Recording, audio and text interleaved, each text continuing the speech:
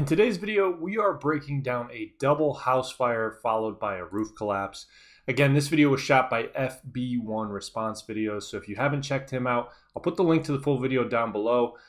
Check out his videos. He's got some great footage. Subscribe to his channel. Let's get started.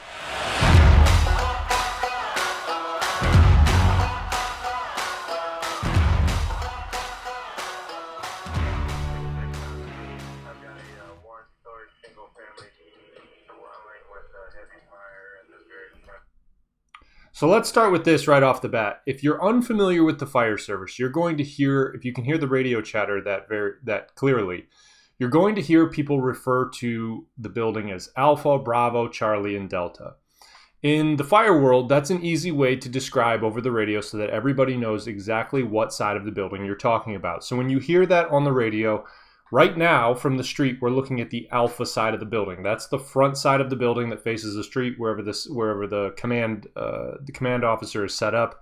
If you're facing the building, the side to the left will be the Bravo side. The Charlie side will be the back side of the building, and the side to the right will be the Delta side of the building. So A, B, C, D, Alpha, Bravo, Charlie, Delta.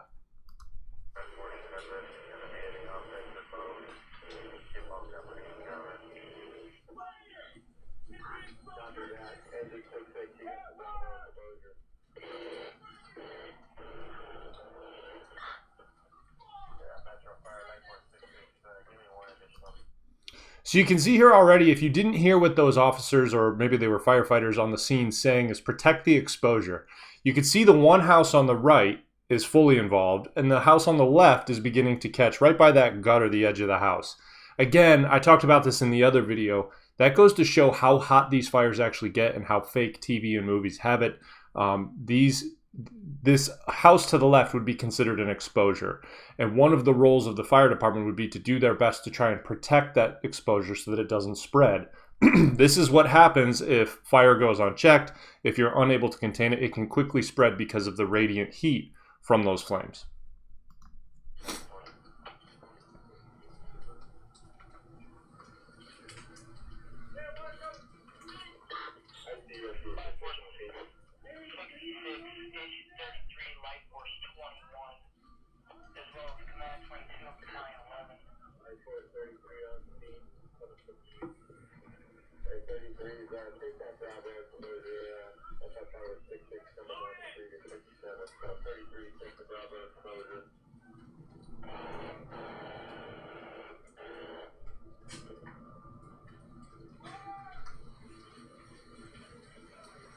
So the first thing you can see him doing, you see him putting water on that exposure.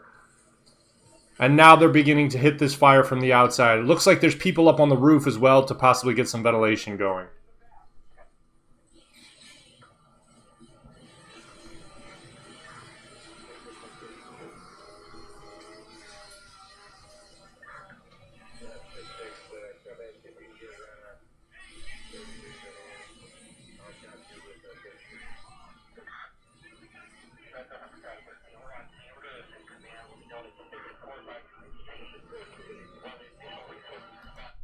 So this orange helmet, I was corrected.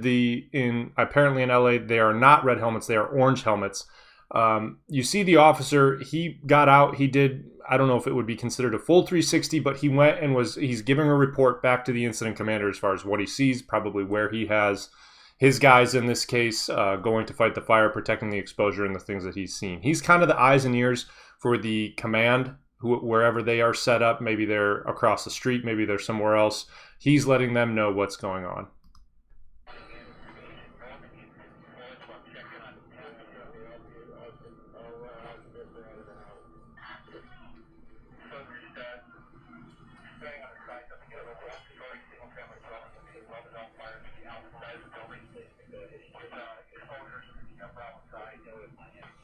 I don't know if you can hear the radio chatter, but they were just using the terms Alpha and Bravo side of the structure.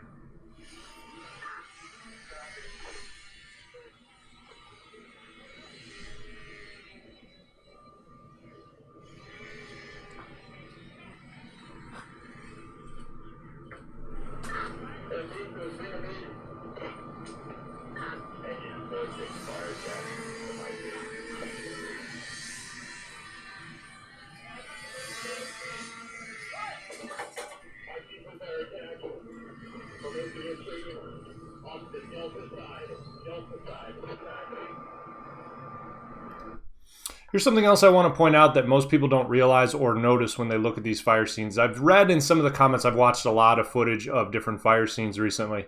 I've read in some of the comments where people that aren't familiar with the fire service talk about how long it takes them to get a hose line in service. Why do they go so slow? Why does it take them so long? Why do they make sure the hose line's perfectly set up? The reason is because these hoses, whether you're using an 1.5 inches, 1 3/4, 2.5, whatever size hand line you're using, as soon as you charge that hand line, if it's kind of all piled together in just a pile of spaghetti and it charges, that thing is going to be a pain to move, and it's going to be a pain to try and untangle once it's been charged.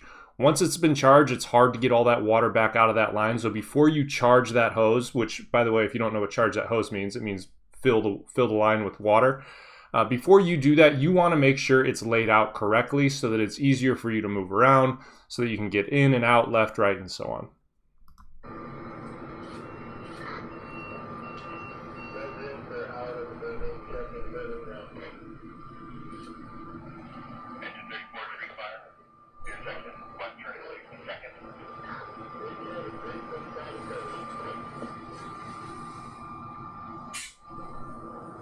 So that hand line's just been charged, and it looks like they're going to start hitting the fire on the porch.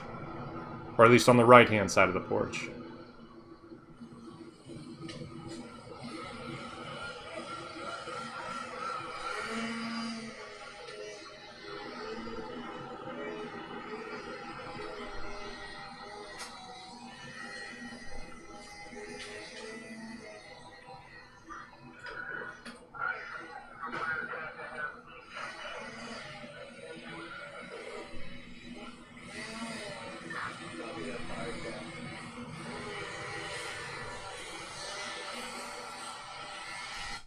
So you see the firefighters up on the roof. It sounds like they're cutting ventilation holes.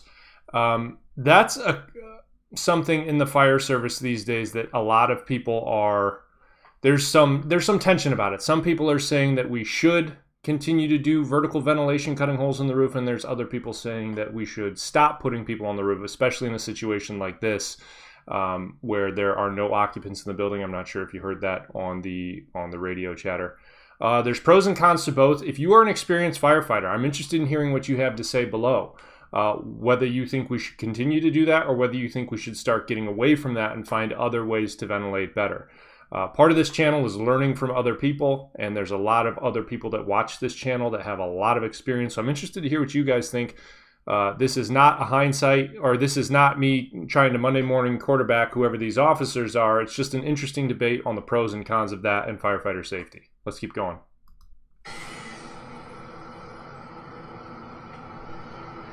You see the neighbor there trying to help out with his garden hose. Again, if you're ever a bystander on a fire, the fire department appreciates your help to an extent, but spraying your garden hose on a active structure fire probably isn't going to do a whole lot. But hey, it's the thought that counts, I guess, and good for him for trying to help.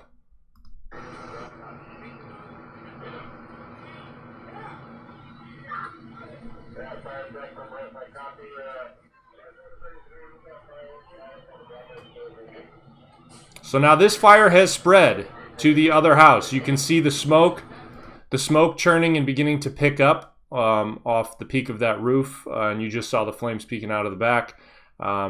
This exposure caught, probably due to the radiant heat.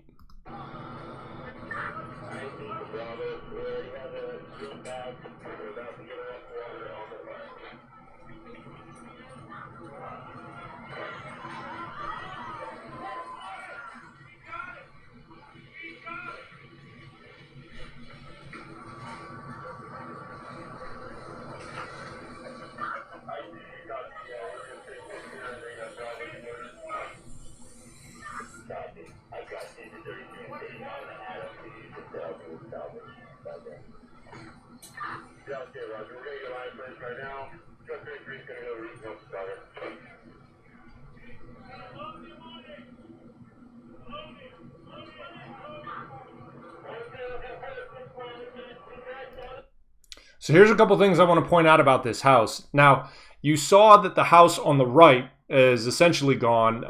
There's still some people working on it. I'm assuming they put most of the fire out. I'm sure there's going to be some hot spots in there that they're still going to be working on. But the house on the left that just caught, you have all new considerations to think about. Is everybody out of there? What sort of hazards may be in this house? If you look really closely at the front window of this house, there's metal bars on it. If there are people in there, are they able to get out? One thing you're going to want to do, maybe not in this situation, is you're going to want to consider if there are people in there. If there's bars, I've noticed in a lot of these houses on some of these videos, there's bars on the windows. I don't know if these are rough neighborhoods or exactly where these are. But you're going to want to be able to get those bars off of there, not only for occupants that may be trying to work their way out, but if your crew goes inside, or maybe it's not your crew, maybe it's another department, mutual aid, whatever, goes inside and there's a problem and they need to escape, you need to make sure that they can escape as well. That's usually going to be the responsibility of a ladder company if you can do that. But really, whether it be an engine company, sometimes depending on the situation, you just might not have the manning. Somebody needs to pay attention to that and get those things off. So be aware of that.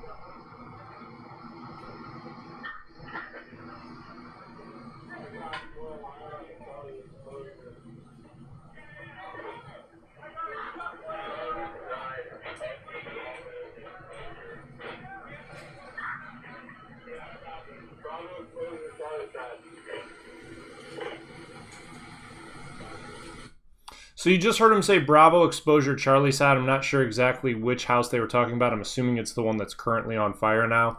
But again, when this fire moves from one house to another, you have all new considerations. We can't really see in this video how close the other houses are behind it, if it's possibly starting to melt the siding or something like that on that house. It doesn't look like the house on the Bravo side of this new house that's on fire, house number 2 we'll call it, is close enough, but you never know. Again, all new considerations when that fire jumps from one house to another.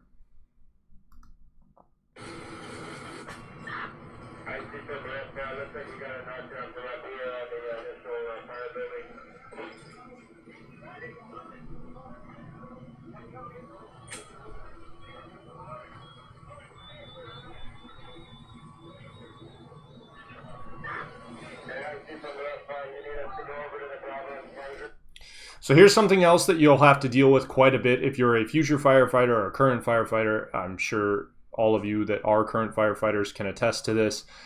Everybody's house is going to be laid out different, but in addition to that, even getting to the house, like look at this house. There's a metal gate out front with two little doors on the gate. Then there's 2 cars between the gate and the front of the house. I can't really see what's on the porch. I'd imagine there's probably something on the porch.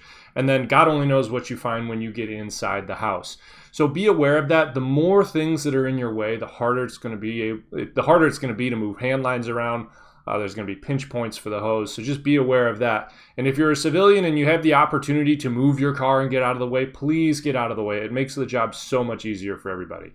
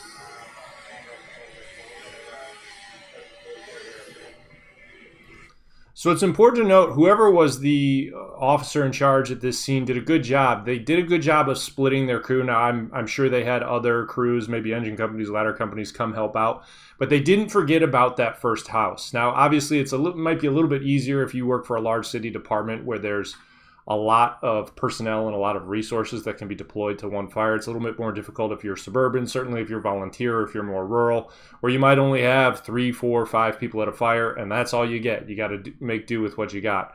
But good job for them for making sure they split their resources equally and didn't forget about the previous fire for the new fire.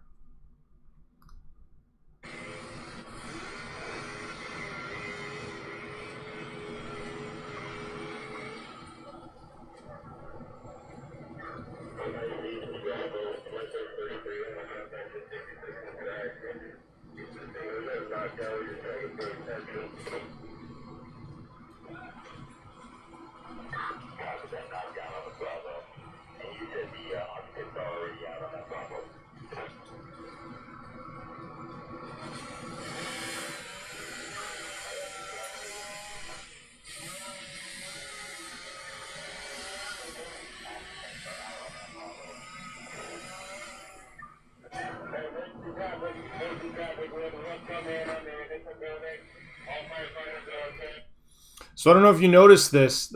This wasn't caught in the original video. It looks like the side of this house must have collapsed. The Bravo side of this house must have collapsed. You see guys sliding down off the roof at this point and just kind of hopping off the roof. That's something you always have to watch out for and obviously be aware of. There's signs of that they'll go over with you in the fire academy and as you train further and further and you learn more of your career. But experienced firefighters know what to look for in a situation like this. But again, that's something that is very realistic, could easily happen, structural collapse. Now, you'll hear them talk about PAR, if you can hear their radio chatter very well. If you're not familiar with the acronym PAR, it stands for Personnel Accountability Report. Generally, the way it works is whoever the officer is accountable for their crew, or whoever's in charge of that particular crew, whether it be an engine company, ladder company, whoever. They give a PAR report. If there's 4 people on your crew and there's 4 people that went into the fire, they need to know that 4 people are okay and 4 people are in or out. So obviously everybody in this scene is safe and they're okay, but that's what's happening in this scene.